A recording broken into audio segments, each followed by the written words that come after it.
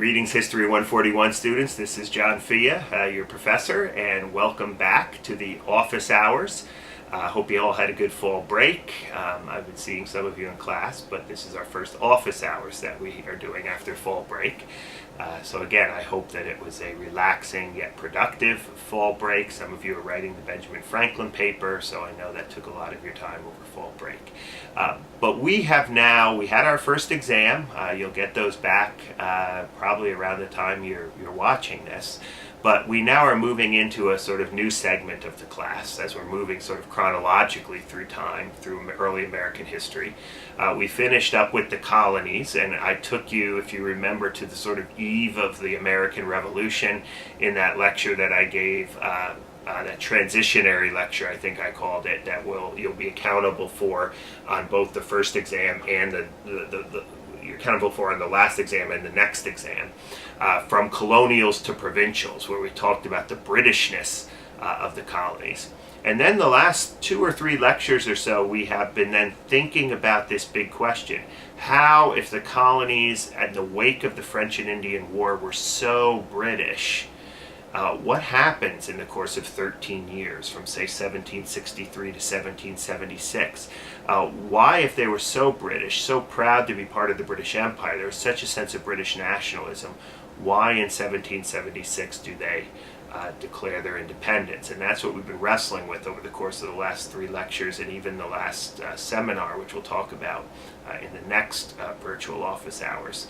So I want you to think about that period between 1763 and 1776, maybe almost like, I think I said this in class, sort of like a prize fight or a boxing match, with rounds, right? The first round comes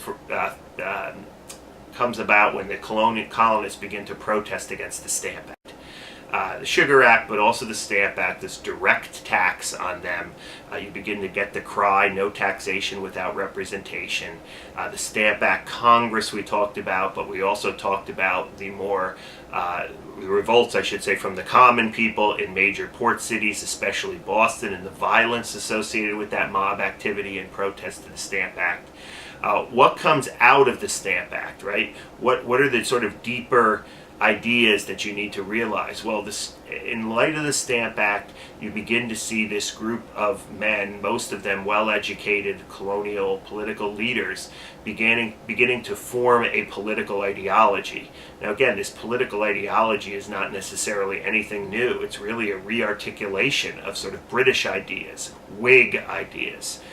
We called them in class Whig political ideology, and I gave you a vocabulary list of all of those terms associated with this. Terms like slavery, liberty, power, arbitrary government, and so forth. So they begin to articulate a revolutionary ideology.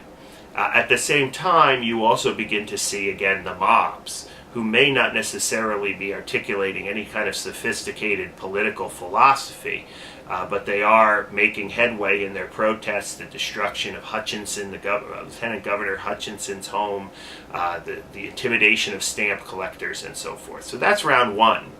Round 2, then, we talked about the Townsend Acts. Remember, the Declaratory Act in 1766 says, we'll repeal the Stamp Act, but we reserve the right to tax you in all cases whatsoever. 1776, Townsend Duties. These are the the taxes on these luxury items like paper and lead and silk and tea. Here, the colonial response is one of boycotting, non-importation. We will just not purchase these things. And here we introduce to you the concept of virtue, right? Political virtue.